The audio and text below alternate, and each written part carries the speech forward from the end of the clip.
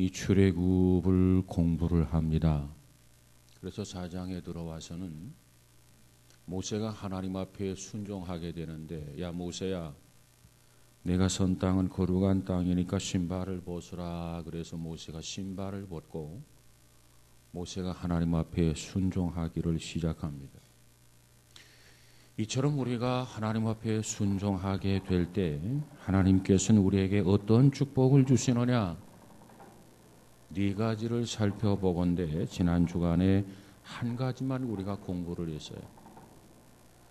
우리가 하나님의 말씀대로 순종하면 하나님은 우리에게 어떤 축복을 주시는가, 그것을 안다면 오늘 우리들도 하나님 앞에 왜 순종해야 하는지 순종의 필요성을 절감하게 되리라고 생각을 합니다. 일반적으로 우리가 하나님 앞에 순종하게 되면은 우리는 하나님 앞에 어떤 축복을 받게 되느냐? 형통의 축복을 받게 된다라고 하는 것입니다. 형통함의 축복. 모세가 하나님 앞에 순종을 하고 순종하기로 결심하고 자기 장인에게 애굽으로 돌아가야겠다고 이렇게 이야기합니다. 그때 어쩌면 그 액면 그대로 모세가 자기 장인에게 이야기하지 않아서 왜 장인이 반대하려는지 모르겠다. 그런 두려움 속에서 조바심을 가지고 조심스럽게 애굽으로 돌아가야 되겠다 이렇게 이야기하니까 그 이도로 장인이 뭐라고 말하냐면 가라, 평안히 가라 이렇게 허락하시더라는 겁니다. 정말 우리가 하나님 앞에 순종하면 일반적으로 하나님께서 우리의 모든 것을 형통하도록 축복해 주시는 것을 믿으시기 바랍니다. 특별히 아브라함의 경우를 보면은 하나님 앞에 순종할 때 어떤 축복을 주시는가 보면 이미 아브라함의 경우는 하나님이 축복을 약속하셨죠. 그래서 이 아브라함은 매사에 순종하고 그래서 결국은 22장에서 내가 이제야 네가 나를 경유하는 줄 알겠다 선포하는 모습이 나옵니다. 그 후에 이제 아브라함이 그 아들 이삭의 배필을 짝지어줘야 되겠다 그렇게 생각하고 자기의 종 중에 믿을 수 있는 노종을 불러가지고 고향으로 보내게 됩니다. 이제 노종은 큰 사명을 가지고 이제 고향으로 돌아가서 이제 이삭의 아내를 이렇게 선택을 해야 돼. 그런데 그 노종이 선택한 방법을 보면 우물가에서 특별히 이삭의 부인이라고 할까, 배필이라고 할까, 우리 뭐라고 할까, 그 부인들감, 신부감을 순척히 만나게 해달라 그렇게 기도합니다. 우리 도련님의 배필을 순척히 만나게 해주십시오. 이렇게 기도를 해요. 그리고 나서 우물가에 나오는 여인을 접근하면서 결국은 이삭의 배필로 짝지어주는 것을 우리가 보게 됩니다. 또 뿐만 아니라 이제 모세가 애굽에 돌아가기를 두려워하면서 아직도 결심은 했지만 행동하지 않아서 그랬더니 하나님께서 음성으로 들려주시는데 너를 찾는 바로가 죽었다 이렇게 들려줍니다. 그래서 그때의 모세는 이제 자신 있게 자기 목적지인 애굽으로 발길을 돌렸더라. 이처럼 우리가 하나님 앞에 순종하면 하나님께서 우리 앞길을 다 닦아 놓는다는 겁니다. 형통하게 해 놓으신다는 겁니다. 그래서 우리는 어떠한 일에도 하나님 앞에 순종을 하면서 사는 것이 복이다. 성경은 우리에게 그렇게 말씀하고 있어요. 자, 오늘은 두 번째로 공부하려 합니다. 자, 모세의 순종. 우리가 하나님 앞에 순종하면 어떻게 되나? 일상적인 도구를 하나님의 도구로 사용하신다는 겁니다. 이 모세가 하나님의 말씀 앞에 순종할 때 이 모세에게 어떤 일이 일어났습니까?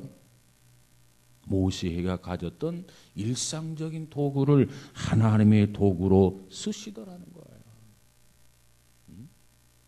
오늘 본문 4장 20절에서 23절의 말씀을 보았는데 특별히 20절을 한번 다시 볼까요? 20절 시작.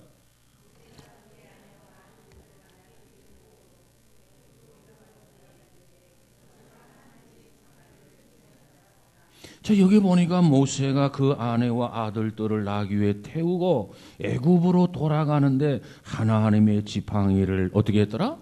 손에 잡았더라. 이미 지난 시간에 지적해 드린 말씀입니다만은 여기서 중요한 단어가 뭐냐면 지팡이라고 하는 단어입니다. 지팡이. 그런데 이 출애굽의 기자가 사용하고 있는 이 독특한 단어, 이 지팡이에 우리의 관심을 가져야 돼요. 이 지팡이. 지팡이는 지팡이인데 이 지팡이를 이 출애굽기 기자는 뭐라고 표현하고 있느냐면 무슨 지팡이다? 하나님의 지팡이다. 이렇게 이야기합니다. 오늘 하나님께서 뭐 흰 수염을 하고 지팡이를 가지고 구름 타고 이렇게 내려와서 야, 너 이 지팡이를 받아라. 그렇게 해서 모세가 가지게 된 지팡이가 아닙니다. 지금 이 지팡이는 무슨 지팡이에요?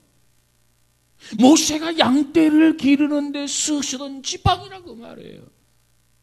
어쩌면 하나님의 지팡이라는 표현보다도 좀 더 정확한 것은 모세가 지금까지 양떼를 기르는 데 사용했던 모세의 지팡이라. 그런데 하나님이 지금 뭐라고 말합니까? 출애굽기 기자를 통해서 뭐라고 묘사를 합니까? 누가 봐도 모세의 지팡이인데, 양떼를 기르던 데 사용하던 지팡이인데, 어쩌면 양의 똥을 이렇게 허저허저 해가지고 똥의 상태가 어떤지, 건강한 건지, 병들었는 건지, 소화가 잘 되는 건지, 소화가 잘 안 되는 건지, 똥을 뒤적뒤적 했던 그런 지팡이인지도 몰라요. 아니, 그럴 지팡이였을 거예요. 냄새나는 지팡이였을 거예요. 그런데 20절에서 이 출애굽기 기자는 말하기를 하나님의 지팡이를 손에 잡았더라 이렇게 말씀합니다. 하나님의 지팡이라는 거예요. 양떼를 몰던 지팡이인데, 모세의 지팡이인데, 어쩌면 냄새나는 지팡이인데, 오늘 성경은 하나님의 지팡이다 이렇게 이야기합니다. 여러분, 그 지팡이는요 어디에서나 볼 수 있는 지팡이입니다. 아주 흔해 빠진 그런 지팡이입니다. 일상적인 삶의 자리에서 어디에서나 볼 수 있는, 어디에서나 만질 수 있는, 어디에서나 소유할 수 있는 그런 삶의 도구라 그 말이에요. 그런데 어떻게 하나님의 지팡이가 되었는가? 이게 중요한 거예요. 희귀한 지팡이도 아니에요. 정말 값비싼 그런 지팡이도 아니에요. 하나님께서 어느 날 이렇게 자 받아라 이렇게 주신 지팡이도 아니에요. 너무나 우리 눈에 익숙한 지팡이란 말이에요. 우리가 너무나 많이 보았던 지팡이라 그 말이에요. 모세에 있어서 삶의 도구라는 겁니다. 삶의 도구.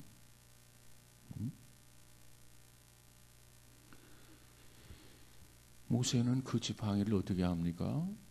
하나님 앞에 드렸어요. 내가 이것을 소유하고 있으면 나의 지팡이가 됩니다.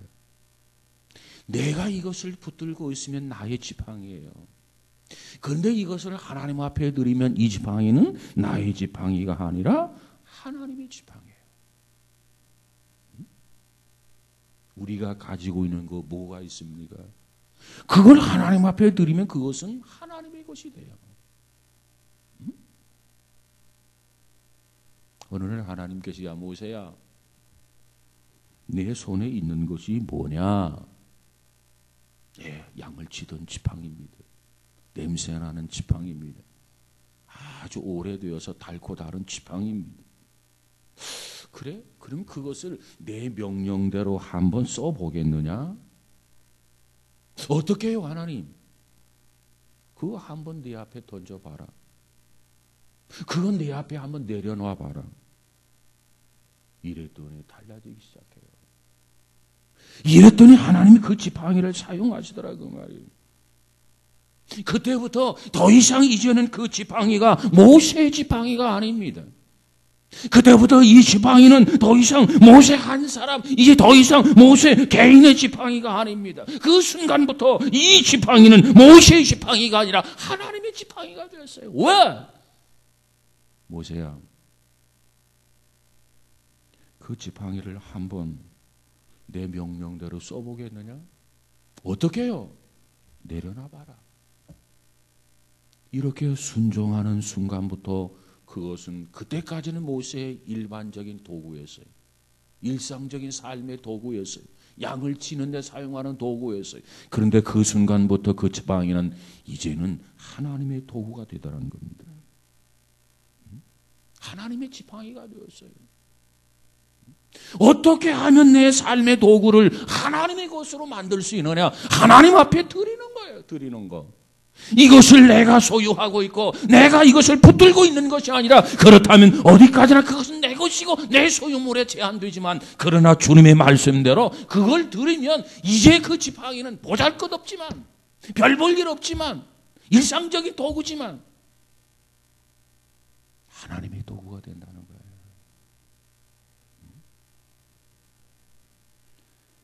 그래서 모세의 지팡이가 하나님의 지팡이가 되었습니다. 뭐 했을 때?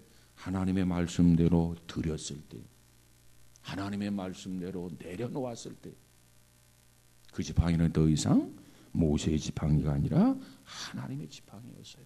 이때부터 출애굽 기자는 계속해서 하나님의 지팡이로 표현하고 있습니다. 여러분이 어떠한 지식을 가지고 있습니까? 그 지식을 여러분 자신의 목적을 위해서만 사용한다면 그것은 여러분의 지식이 될 것입니다. 그러나 그 지식을 하나님의 말씀대로, 나의 지식을 주님 앞에 바치면 그 지식을 통해서 이제는 하나님이 역사하신단 말이에요. 하나님이 쓰시는 도구가 된다 그 말이에요. 하나님의 영광을 위해서, 하나님의 나라를 위해서 하나님께서 그 지식을, 나의 경험을, 나의 재능을 하나님께서 들어서 주시는 것을 믿으시기를 주의 이름으로 축복합니다. 내가 가진 지식, 내가 가지고 있는 재능, 나의 이기적인 만족과 이기적인 목적을 위해서만 사용한다면 그건 내 것이에요. 그건 내 재능이에요. 그건 내 지식이에요. 그러나 그 지식을 주께 드리긴다면, 그 재능을 주께 드리게 된다면 이제는 하나님의 영광과 하나님의 나라를 위해서 쓰여지는 지식이 될 것이고 재능이 될 줄로 믿습니다. 물질이라고 하는 것도 마찬가지예요. 물질. 돈이라고 하는 것도 마찬가지라는 말이에요. 그걸 내가 붙들고 내 마음대로 쓰면 그것은 내 돈, 내 재물이 됩니다. 내 돈, 내 재물 별로 의미가 없어요. 그런데 그것을 주님에게 드렸어요. 그리고 그 재물이 주의 뜻을 쫓아서 사용되어져 가요. 그 재물을 통해서 하나님 나라를 확장하고, 그 재물을 통해서 하나님의 영광을 위해서 그 재물이 쓰여진다면 그 재물은 하나님의 소중한 도구가 될 줄로 믿습니다. 이제 이 지팡이는 누구의 지팡이라고요? 하나님의 지팡이에요. 더 이상 모세의 지팡이가 아닙니다. 모세가 쥐고 있지만 이것은 하나님 앞에 드려졌어요. 이 지팡이는 모세 개인의 지팡이가 아니라 하나님의 지팡이에요. 그러면 하나님께서 이 지팡이를 어떻게 쓰고 있습니까? 이 지팡이가 놀라운 기적을 나타냅니다. 모세의 지팡이가 기적을 나타내는 게 아니라 하나님의 지팡이가 기적을 나타나는 거예요. 왜? 모세의 지팡이는 똥이나 뒤적거리고 양떼나 몰고 그 용도밖에 사용되지 않아. 그러나 그것을 하나님 앞에 드렸더니 하나님 말씀대로 순종했더니 그 일반적인 삶의 도구였던 지팡이가 이제는 하나님의 역사로, 하나님의 기적으로, 하나님의 능력으로 하나님의 영광을 드러내는 능력의 지팡이가 되더라는 겁니다. 놀라운 기적의 지팡이가 됩니다. 하나님의 역사를 나타내는 기적 같은 놀라운 도구로 쓰임받게 됩니다. 여러분이 소유하고 있는 것이 무엇입니까? 하나님 앞에 드리면 여러분의 그 소유물이 더 크게, 더 귀하게, 더 소중하게 쓰임받게 될 줄로 믿습니다. 그래서 20절에 보니까 모세가 하나님의 지팡이를 손에 잡았더라 그랬어요. 자, 그리고 21절을 한번 볼까요? 21절 시작.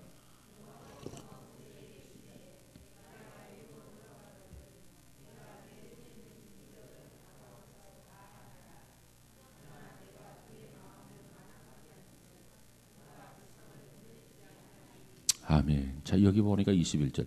여호와께서 모세에게 이르시되, 지금 여호와의 하나님의 지팡이를 손에 잡고 있는 모세, 하나님의 지팡이를 손에 잡고 있어요. 그 잡고 있는 모세에게 하나님이 이야기합니다.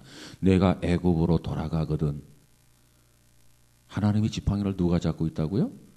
모세. 그 모세를 향해서 내가 애굽으로 돌아가거든 내가 내 손에 준 이적을 바로 앞에서 다 행하라. 내가 내 손에 준 이적을 바로 앞에서 다 행하라. 내가 내 손에 준 이적이라는 게 도대체 뭡니까? 내가 내 손에 준 이적이라는 게 도대체 뭐예요? 내가 내 손에 준 이적을 바로 앞에 가서 당당하게 떳떳하게 행하라 이렇게 이야기하고 있는데 내가 내 손에 준 이적이라는 게 도대체 뭐예요? 이제부터 여호와의 지팡이를 가지고 이제부터 나타낼 기적을 말하는 거예요. 이제부터 진행할 기적. 그걸 말하는 겁니다. 그러니까 지금 하나님께서 뭐라고 말씀하고 있느냐 하면은 실제로는 내가 이렇게 지금 붙들고 있는 그 지팡이 내가 일상적으로 지금 어쩌면 40년 동안 사용했는지도 몰라요. 그처럼 오랫동안 익숙하게 썼던 그 지팡이 특별한 지팡이가 아니라 그런데 그것을 하나님 앞에 드렸더니 그 지팡이가 이제부터 모세의 지팡이로 표현되지 아니하고 하나님의 지팡이로 표현되고 있는데 그 지팡이를 가지고 있는 너가 그 지팡이가 이제부터는 기적의 도구가 될 것이다 그 말이에요. 어떻게 했더니 볼품없는 냄새나는 익숙한 삶의 도구 이걸 드렸더니 하나님이 그걸 가지고 기적의 도구로 삼으신단 말이에요. 여러분이 하나님 앞에 드리는 것 보잘것없다 할지라도 그것은 바로 기적의 도구로 써주시는 것 믿으시기 바랍니다. 여러분 모세가 40년 동안 양떼를 길렀는데 그 기르면서 아마 지팡이를 몇 개 갈아치웠는지 모르겠어요. 그래서 아주 오래 사용했다면 40년 아니하면 10년 20년 뭐 얼마를 사용했는지 모르겠습니다. 너무나 평범한 지팡이 아닙니까? 너무나도 흔해 빠진 지팡이가 아닙니까? 근데 하나님 앞에 드렸더니 그걸 하나님이 기적의 도구로 쓰신다고 말해요. 우리가 믿는 하나님은 그런 하나님이십니다.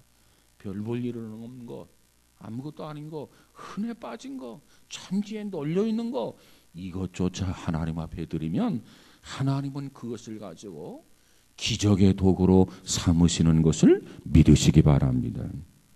이렇게 믿는 것이 중요해요. 우리가 믿는 하나님은 그런 하나님이시란 말이에요. 우리가 잘 아는 벳세다 언덕에서의 기적을 보세요. 어린아이가 도시락을 하나 가져왔어요. 보리떡 5개, 물고기 2마리예요. 우리가 믿는 하나님은요, 우리가 가진 것을 드리면 그것을 기적의 도구로 쓰신다니까요. 어린아이가 보리떡 5개 물고기 2마리를 드리는데 그것이 어떻게 5,000명을 먹고, 아니 어린아이와 어른들까지 여인들까지 포함하면 2만 명 3만 명이 될 터인데 그 많은 사람이 먹고도 모자라지 아니하고 어떻게 12광주리를 남기나? 이해가 안 되잖아요. 우리가 믿는 하나님은 기적의 하나님이십니다. 우리가 보잘것없는 것을 드려도 하나님은 그걸 가지고 기적으로 역사하신 하나님이시다. 모세의 능력의 지팡이가 별난 지팡이가 아니에요. 아마 어쩌면 여러분이 사용하고 있는 몽당 연필 같은 것일는지도 몰라요. 아마 여러분이 사용하고 있는 볼펜, 심도 잘, 글씨도 잘 쓰여지지 않는 그런 볼펜이 이런지도 몰라요. 그처럼 여러분이 익숙하게 사용하는 그 재료, 그 도구, 그걸 하나님 앞에 드렸더니 하나님은 그것을, 야, 이거 쓸모없는 몽당 연필이다. 야, 이거 글이 안 나온다. 내팽개치는 것이 아니라 그것을 가지고 기적을 일으키시는 그런 하나님이시라는 거예요. 예수님의 제자들이 보리떡 5개 물고기 2마리를 가지고 예수님 앞에 갖다 드렸을 때 얼마나 민망했겠습니까? 그거 어디다 누구 코에 붙이라고? 에? 근데 예수님은 얼굴색 하나 변하지 아니하고 우리 기도하자 축사했다고 그랬어요. 그리고 떼어줘라. 이야, 5,000명이 먹고 12광주리가 남았단 말이에요. 보잘것없는 걸 드렸는데 하나님은 이와 같이 그것을 기적의 도시락으로, 기적의 도구로 삼으셨다. 모세의 지팡이도 마찬가지라. 그걸 하나님 앞에 드렸을 때 하나님 앞에 드리니까 기적의 지팡이가 되는 거야. 하나님 앞에 드리니까 능력의 지팡이가 되는 거야. 그걸 드리지 않았으면 어떻게 됐을까요? 그저 양모는 그런 흔해 빠진 지팡이로 그걸로 끝났겠죠. 그 이상도 아니었을 겁니다.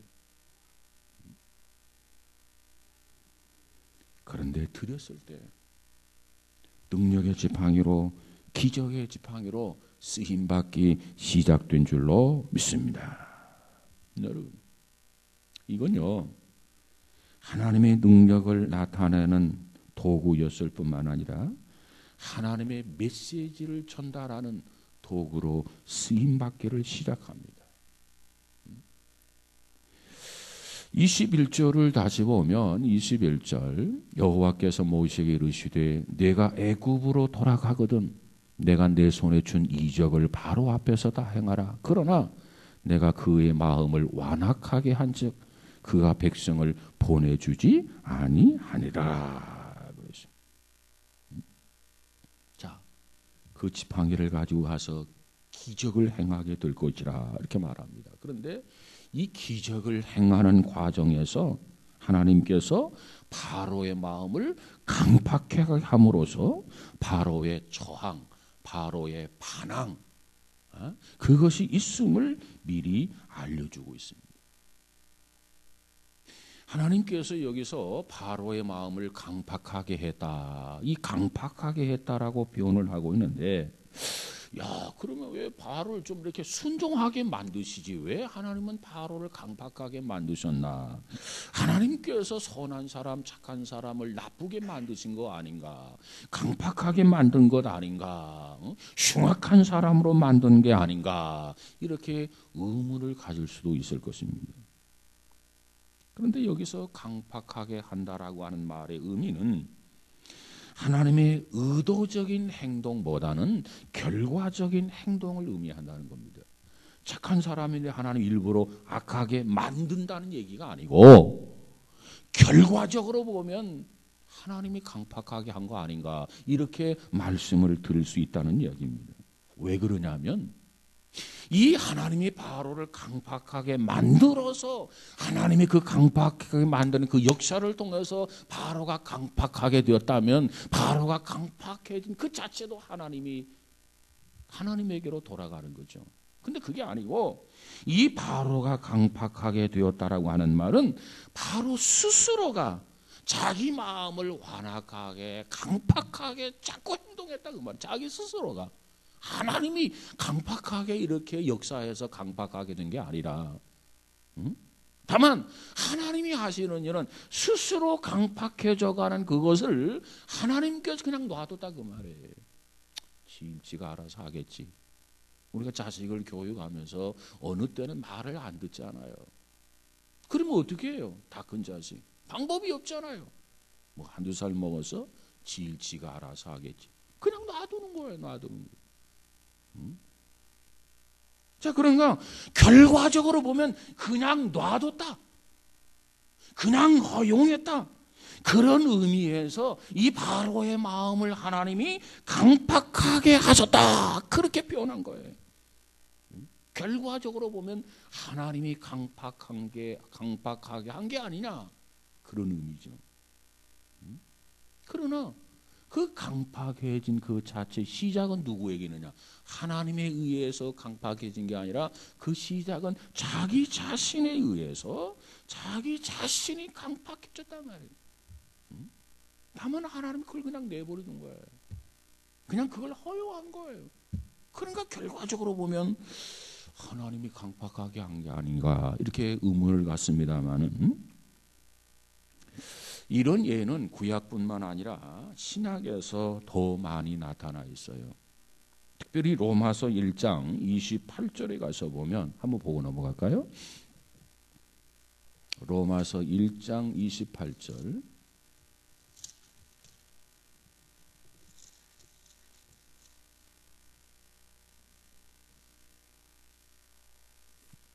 (1장 28절) 한번 봅시다. 시작. 또한 그들이 마음에 하나님 두기를 싫어하며 하나님께서 그들을 그 상실한 마음대로 내버려 두사 합당하지 못한 일을 하게 하셨으니. 그래서 온갖 수악한 범죄가 등장되고 있지 않습니까? 자, 그러니까 저희들이 마음에 하나님 두기를 싫어했다. 그래, 알아서 해라. 믿든지 말든지, 내 말을 듣든지 안 듣든지, 내 말에 순종하든지 말든지 그냥 내버려 두었다 그 말이에요. 그래서 결과적으로는 하나님이 허용한 거 아니냐? 왜? 내버려 두었으니까. 자, 이렇게 말할 수 있지만 여기서 강조하고 있는 것이 뭐냐면, 하나님께서 내버려 두셨다 그러는데, 그것보다 먼저 언급된 게 있어요. 저들이 뭘 어떻게 했다고요? 마음에 하나님 두기를 싫어하며. 저들 스스로 자기 마음에 하나님 두기를 싫어했어. 하나님의 말씀을 듣기를 싫어했어. 하나님 앞에 순종하기를 싫어했어. 하나님 받아들이기를 싫어했어. 그래서 하나님께서 그러냐? 그러면 니들 마음대로 해라. 바로 그거라 그 말이에요. 그렇게 이해하면 돼요. 자, 그러면 다시 출애굽 4장으로 가서 봅시다. 출애굽 4장에 가서 보면 22절, 23절, 22절, 23절 한번 가서 읽어보십시다. 시작.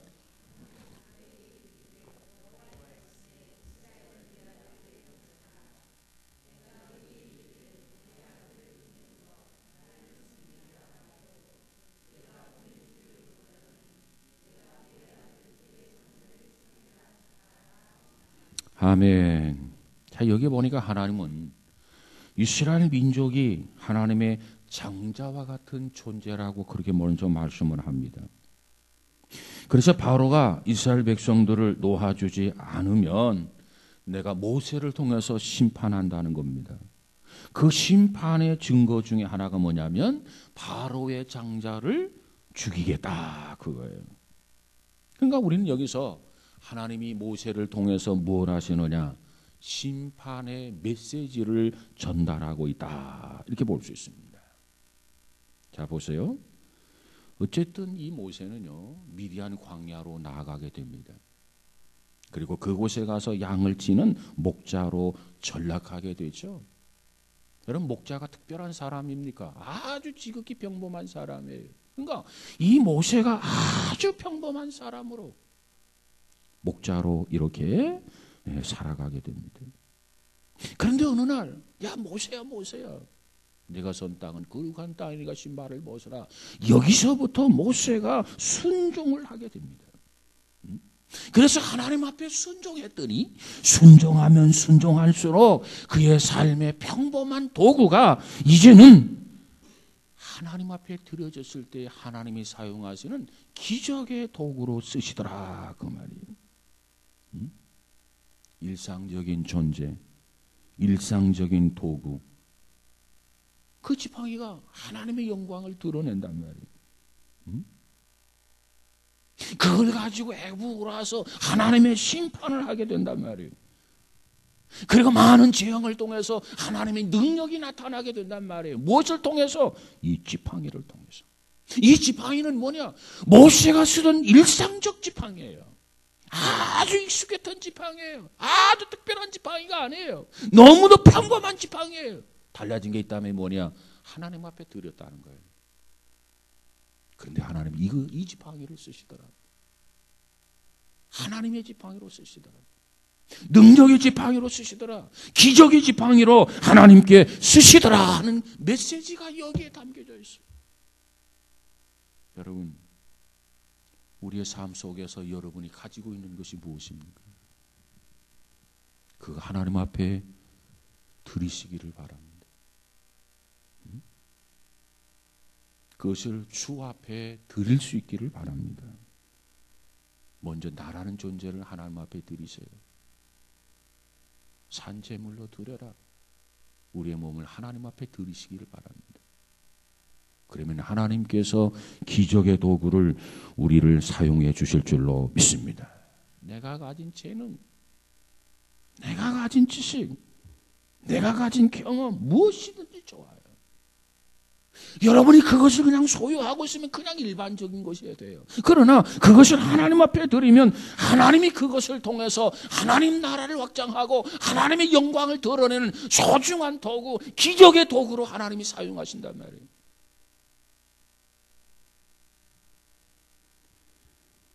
이것은 우리가 하나님 앞에 순종할 때 기대할 수 있는 역사입니다. 순종하면 하나님이 이렇게 사용하세요. 사랑하는 여러분, 우리 모두가 2014년 금년 한 해 우리가 뭐 특별한 거 없어요. 너무나 평범해요. 너무나 일상적인 삶을 살아요. 그러나 그런 가운데서도 우리의 삶을 하나님 앞에 드리고 우리가 가진 모든 것을 하나님 앞에 드려도 더 소중하게, 더 가치 있게, 더 귀하게 크게 쓰임받는 저와 여러분이 되시기를 주의 이름으로 축복합니다. 이것은 순종할 때 가능한 것이다. 순종하지 않으면 소용없어요. 조금만 더 할게요. 그 다음 세 번째로 우리에게 보다 더 철저한 순종을 요구하시는 하나님이십니다. 여러분, 우리가 하나님 앞에 순종할 때 하나님 우리에게 요구하는 게 있어요. 뭘 요구하느냐면 철저하게 순종하라 그 말이에요. 우리가 하나님 앞에 순종할 때 하나님, 야 됐다 돼서 적당하게 해라. 여러분, 이 적당하게라고 하는 말은 하나님의 말씀이 아니에요. 하나님의 메시지가 아니에요. 이건 마귀가 우리에게 들려주시는 메시지예요. 그런데 오늘 많은 신앙인들이 여기에 현혹되고 있다는 거예요. 적당하게 적당하게 적당하게. 예배를 드려도 적당하게 드려라. 기도를 해도 적당하게 해라. 성경을 보아도 적당하게 드려라. 전도를 하더라도 적당하게 해라. 이건 마귀가 들려주는 음성입니다. 하나님은 우리에게 말하기를, 얘야 네가 나에게 순종하기 원하느냐? 그렇다면 철저하게 구체적으로 순종해라. 하나님이 그걸 우리에게 말씀하고 있는 거예요. 오늘 본문 24절을 한번 가서 볼까요? 24절, 25절, 26절까지 가서 봅시다. 24절 시작. 모세가 길을 가다가 숙소에 있을 때에 여호와께서 그를 만나사 그를 죽이려 하신지라. 십보라가 돌칼을 가져다가 그의 아들의 포피를 베어 그의 발에 갖다 대며 이르되 당신은 참으로 내게 피남편이로다 하니 여호와께서 그를 놓아 주시니라. 그때 십보라가 피남편이라 함은 할례 때문이었더라. 자, 24절에 보니까 모세가 길을 가다가 어디를 가는 과정이었을까요? 애굽으로 가는 과정입니다.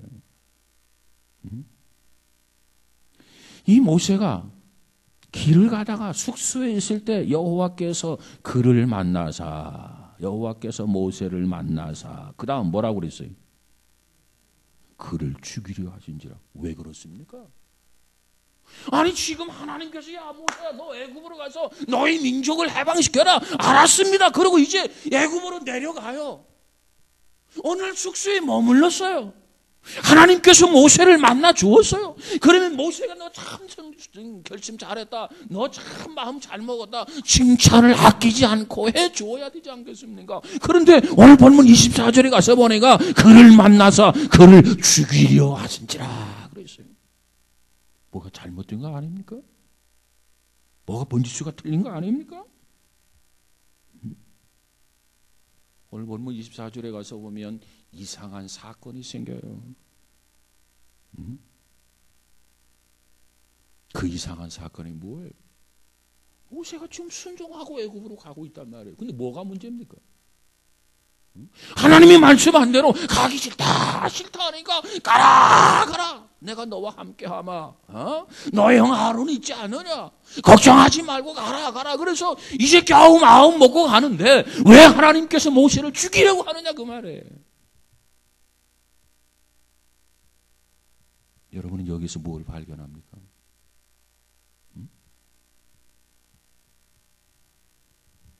모세가 뭐 요나처럼 야 니네로 가라 그러니까 지금 다시스로 가는 거 아니잖아요. 애굽으로 가라 하니까 애굽으로 가고 있잖아요. 근데 왜 죽이려고 하는 겁니까?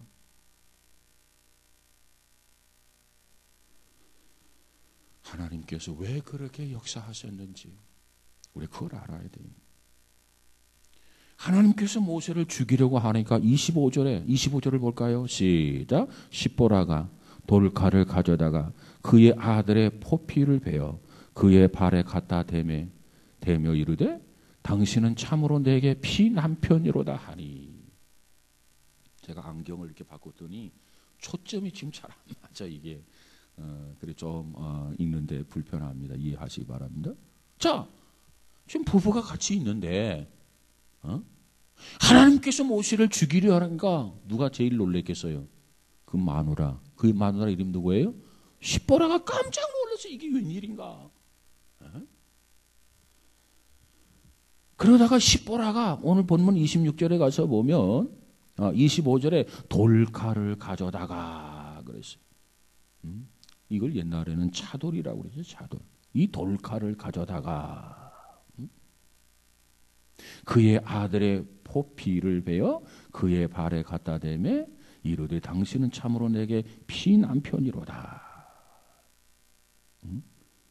포피를 베었다. 전의 성경 양피를 베었다. 이 뭐냐면 오늘날의 포경수술을 의미합니다. 포경수술. 왜 이런 사건이 발생했느냐? 이 포피를 베이고 양피를 벤다라고 하는 말은 곧 할례를 말하는 거죠. 할례. 26절을 한번 볼까요? 26절 시작. 여호와께서 그를 놓아 주시니라. 그때에 십보라가 피남편이라 함은 무엇 때문이라? 할례 때문이라. 그래서 할례. 할례는 뭐예요? 이스라엘 백성들이 하나님과 언약의 표시로 할례를 하는 거예요. 할례. 우리나라 말로 말하면 포경수술이다 이렇게 이야기하죠.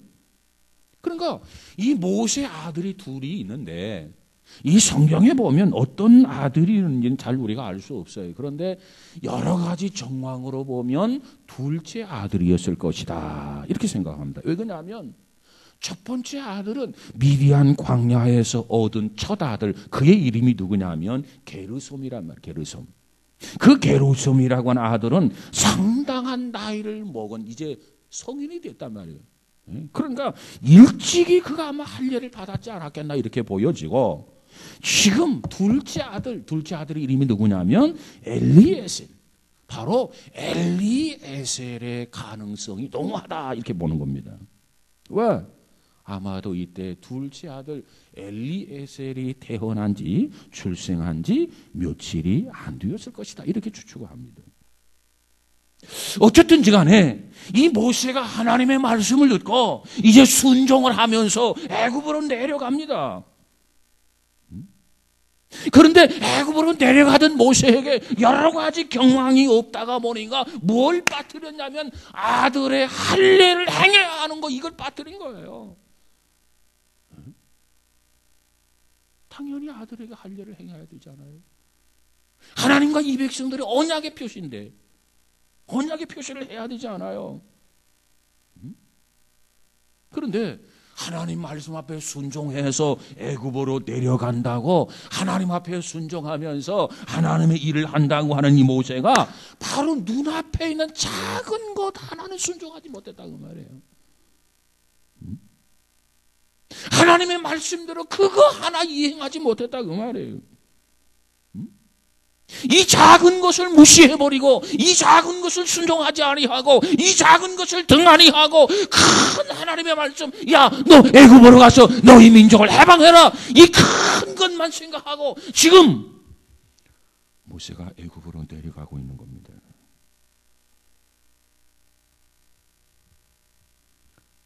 오늘 이 사건은 모세에게 무엇을 가리키는 겁니까? 하나님 앞에 순종하기로 결심하고 나섰던 모세, 그 모세에게 하나님이 요구하는 메시지가 있어요. 그 메시지는 뭐냐면 보다 더 철저하게, 보다 더 완벽하게, 보다 더 완전한 순종을 요구하신다라고 하는 메시지예요. 기왕에 하나님 앞에 순종하려면 작은 것도 순종하고 큰 일도 순종하고, 그래서 하나님은 이 모세에게 완벽한 순종, 철저한 순종, 완전한 순종을 요구한다고 말해요.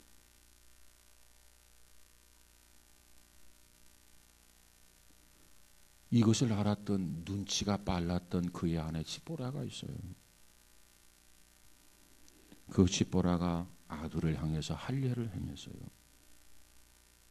그리고 나서 모세가 생명을 구하게 된 줄로 믿습니다. 하나님께서 모세를 어떻게 죽이려고 하셨을까요? 우리가 그 상황은 알 수가 없어요. 다만 하나의 목적은 하나님이 죽이려고 했다고 해요. 그건 우리가 알 수 있어요. 상황은 알 수 없어요. 갑자기 모세가 병이 들어가지고 지금 뭐 숨이 넘어가고 있는 건지 뭐 잘 모르겠어요. 다만 위급한 상황이었던 거면 틀림없는 거 아니겠습니까? 만약에 이 위급한 상황이 아니었더라면 모세가 그걸 깨달았으면 모세가 일어나서 모세가 차도를 취하다가 돌을 취하다가 아들의 할례를 행할 수 있었을 거야. 그러나 모세는 지금 죽어가고 있어요. 숨을 몰아쉬고 있어요. 시보라가 이러다 내 남편 모세가 죽겠다 깨달았어요. 내 남편이 큰 것은 소중한데 작은 것은 등한히 했구나. 애굽으로 가는 것은 소중한데 아들에게 할례를 행하는 것은 행하지 못했구나. 이 부인이, 이 시보라가 이 사실을 깨닫고 용감하게도 차도를 취하다가 돌을 취하다가 할례를 행했어요. 그러고 났더니 죽어가는 모세가 다시 살아나더란 얘기입니다.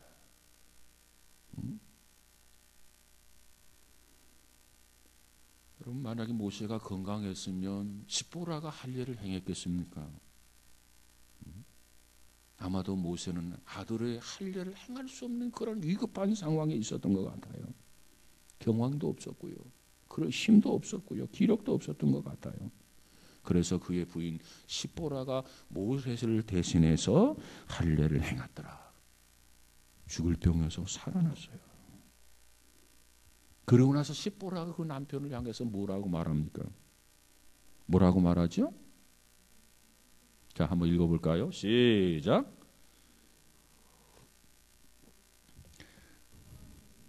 자, 26절을 한번 봅시다. 25절, 26절 시작.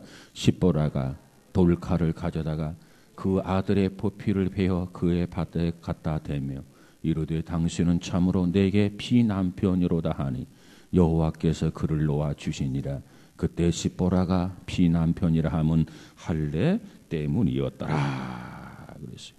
당신은 내 피남편이다. 모세가 피남편이 된 거예요.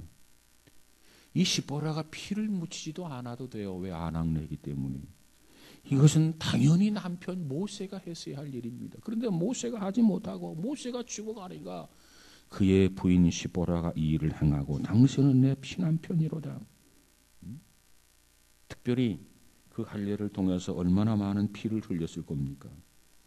그래서 그 많은 피를 흘리면서 할례를 행했더니 그리고 나자 모세가 살아났더라.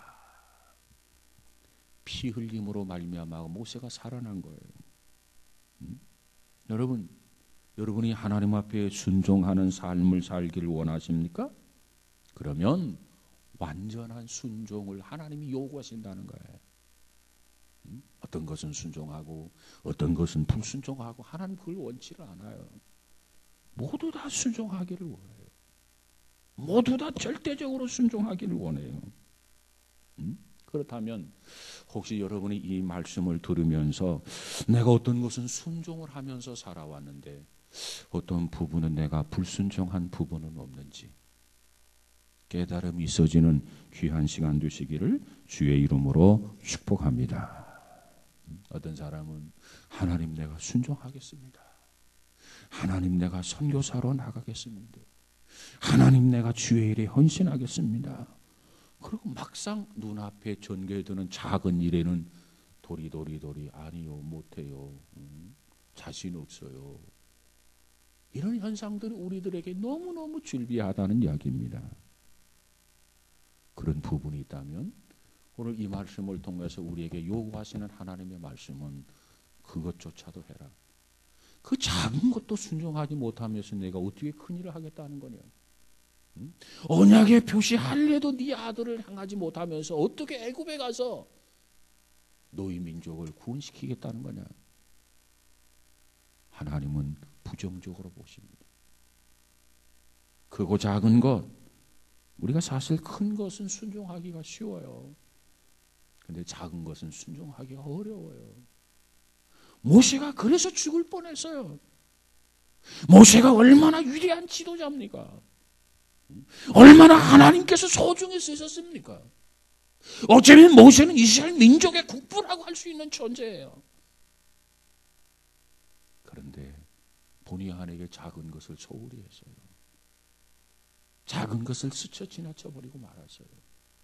근데 하나님은 정확해요. 모세가 그냥 지나쳤다고 해서 하나님도 지나치는 거 아니에요. 모세가 흘렸다고 해서 하나님조차도 흘리는 거 아니에요. 하나님은 정확하신 하나님이시다.